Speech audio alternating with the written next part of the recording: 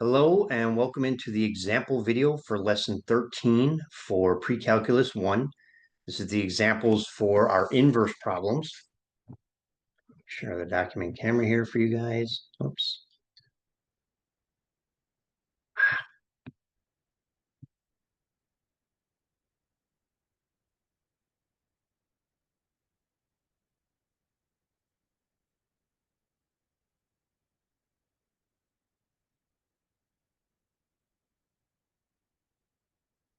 All right, so first example, a couple true false problems for you guys.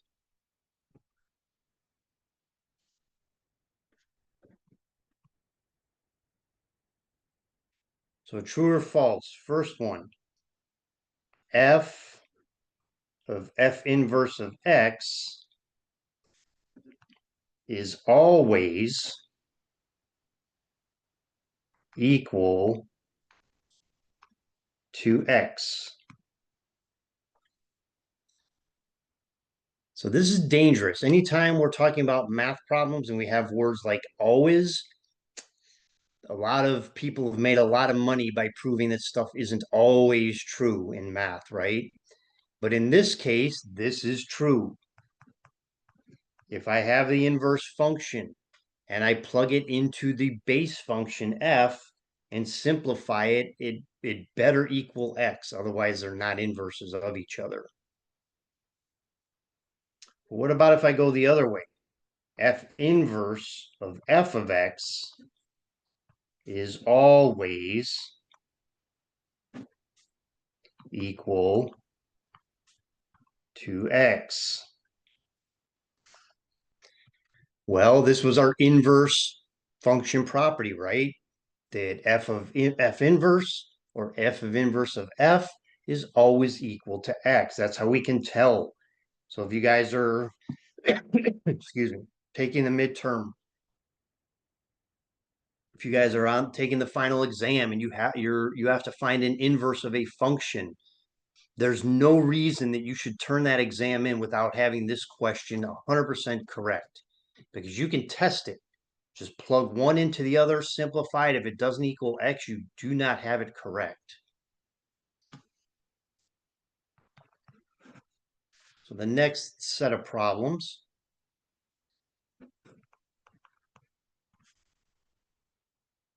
So determine if the following functions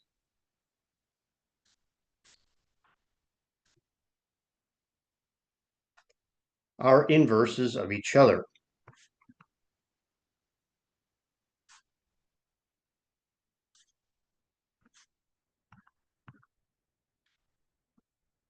So you will have questions like this potentially on the exam. Are these guys inverses of each other, and why? And then what I see people doing is like doing all the hard work, like actually doing all the steps of change f of x to y, and then solve for x, and then interchange all your x's and y's. But you don't need to do all that. You can do it, but it's way too much time that you don't have on exam. So the first one is that f of x is 5 over x. G of x is also 5 over x. So is this function basically the inverse of itself? So we can do what? Do f of g of x. So f is 5 over x. G of x is 5 over x. So this is 5 over x. So keep, change, flip. The 5's cancel out and I get what? X. So because one function plugged into the other simplified gives me x, I know that these guys are inverses of each other. I don't have to go through all the steps actually trying to find the inverse and say, yep, that's g of x, they're inverses. It's just too much time. Use the inverse function property. What about 2 if I have f of x is equal to 4/5 x plus 20, and g of x is 5/4 x minus 25. Well, do the same thing. Do f of g of x. So f of 5/4 x minus 25. So that's what? That's 4/5 times this guy. 5/4 x minus 25 plus 20. So distribute this 4/5. Well, when I do 4/5 times 5/4, the 5 and 4 cancel out, so I just get x. And then when I multiply 4/5 times negative 25, 5 cancels with 25 and gives me 5. So I have 4 times 5 is 20. So when I distribute, excuse me, this 4/5, I get x minus 20. And then I have this plus 20 on the outside. So these guys cancel out. And once again, I get x. So yes, indeed, these two are inverses of each other. And if it works one way, it's going to work the other way. So you could do g of f of x on both of these, but you don't really need to. Once you prove that it works one way, it has to work the other way because we've already proven that they're the inverses of each other. And so let's actually find some inverses here.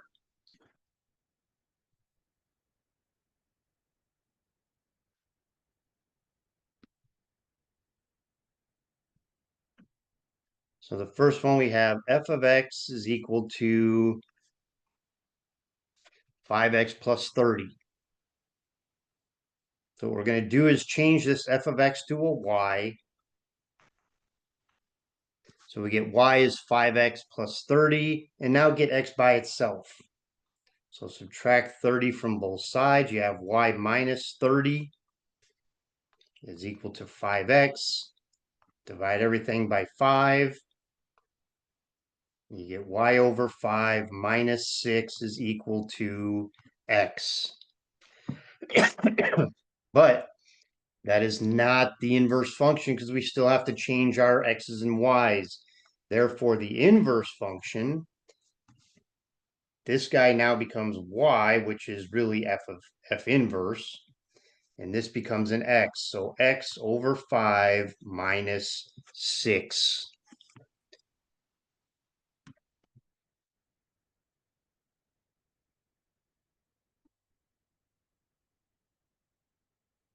What if we have f of x is equal to 8 minus 3 x to the third power? So this is really testing your guys' algebra here. Do you know how to get x by itself? So first thing we do, change it to a y. So now to get the x piece by itself, I have to minus 8. So I get y minus 8 is negative 3x to the third. So now to get x by itself, divide everything by negative 3. And then to get x by it, so I have what? I have x to the third is equal to negative y minus 8 over 3. All I did was move the negative in front. And now do what? Take the cube root of both sides. So I get x is equal to the cube root of negative y minus 8 over 3. And now do what? Switch the x's and y's in order to get my inverse. So it's the cube root of negative x minus 8 over 3. And this negative should be in front here. Negative x minus 8 over 3. Cube root.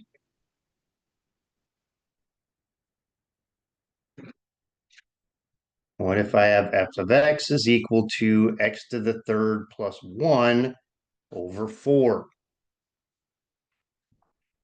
All right, so again, start by changing it to the y. And so now to get the x by itself, what do? We multiply both sides by 4. So I have 4y is x to the third plus 1.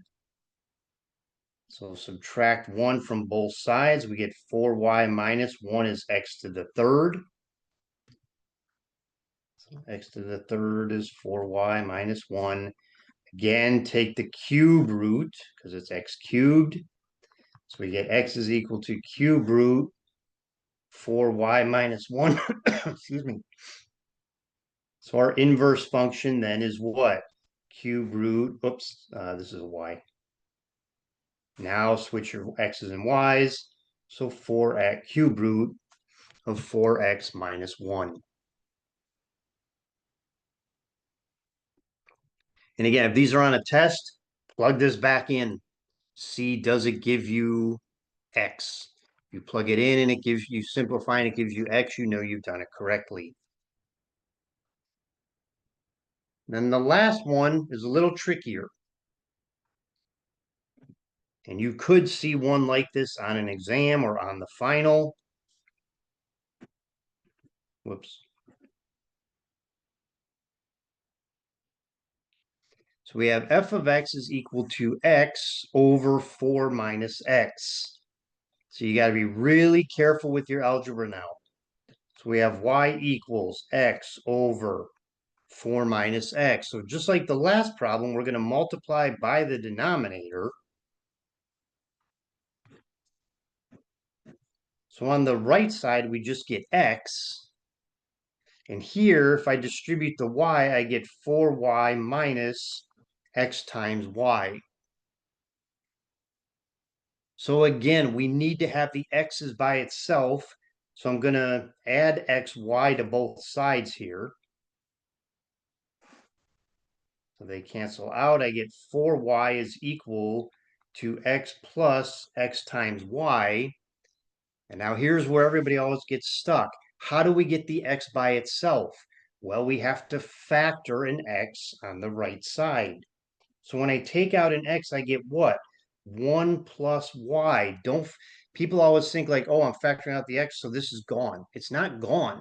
When you factor out, if I distribute back the x, I better get the same thing I started with. Otherwise, it's not correct. And this is still equal to the 4y. And so now we do what? We divide both sides by 1 plus y.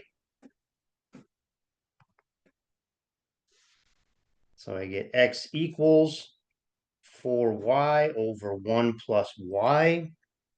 And now change all your x's to y's, y's to x's. That gives us the inverse function. So 4x over 1 plus x. So that one's a little trickier because of all the algebra involved. So as you're doing these, I wouldn't say they're difficult other than you have to be careful with the algebra. So please be careful with that. All right, that's it.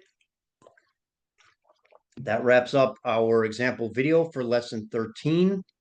Come on back and we'll check out lesson 14.